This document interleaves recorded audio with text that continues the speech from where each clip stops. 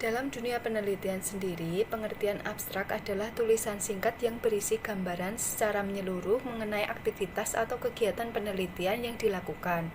Abstrak biasanya diletakkan di bagian awal sebuah karya ilmiah ataupun laporan hasil penelitian sebagai informasi awalan bagi para pembaca.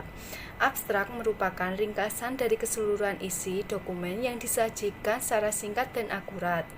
Dalam abstrak, biasanya sudah terkandung inti murni dari pembahasan yang ada dalam dokumen. Tidak ada penambahan tafsiran, opini, dan interpretasi lain dalam penulisan abstrak.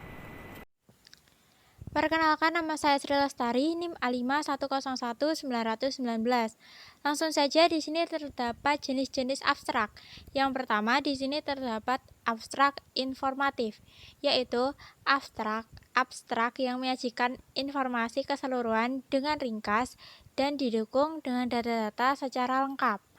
Singkat kata, abstrak informatif ini merupakan ringkasan mini atas keseluruhan informasi dalam sebuah karya ilmiah, seperti judul, penulisan, institusi, tujuan, kemudian terdapat metode dan analisis laporan, hasil penelitian, dan simpulan. Kemudian yang kedua terdapat abstrak indikatif, yaitu abstrak yang menyajikan inti dari pembahasan masalah dalam tulisan. Abstrak ini ditulis untuk kepentingan pembaca dalam mencari informasi dalam tulisan. Jadi, si pembaca ini dapat memutuskan untuk membaca keseluruhan tulisan itu atau tidak, seperti itu. Fungsi abstrak. Fungsi abstrak sebagai komponen inti dari sebuah karya ilmiah.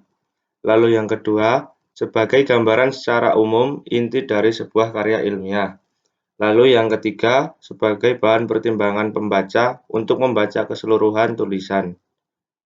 Di sini saya akan melanjutkan presentasi dari teman saya sebelumnya.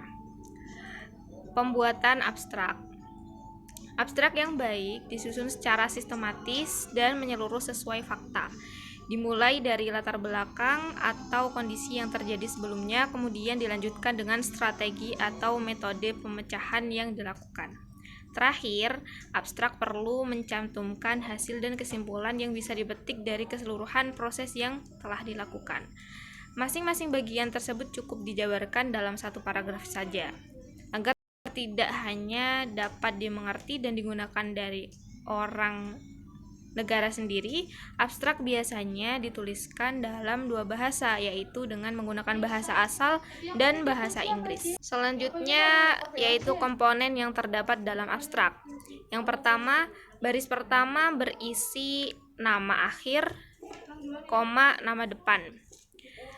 Yang kedua, baris berikutnya berisi kata kunci yang terdiri dari tiga. Yang ketiga, baris berikutnya terdiri dari 4 paragraf. Paragraf pertama berisi latar belakang masalah. Paragraf kedua berisi uraian singkat tentang permasalahan, tujuan, dan kegunaan penelitian. Paragraf ketiga berisi metode penelitian yang terdiri dari pendekatan penelitian, jenis penelitian, teknik pengumpulan data, dan teknik analisis data yang digunakan. Kemudian paragraf keempat berisi hasil penelitian dan simpulan. Nah, mungkin cukup sekian presentasi yang bisa saya sampaikan dan teman-teman saya sampaikan. Apabila banyak kesalahan, kami mohon maaf. Wassalamualaikum warahmatullahi wabarakatuh.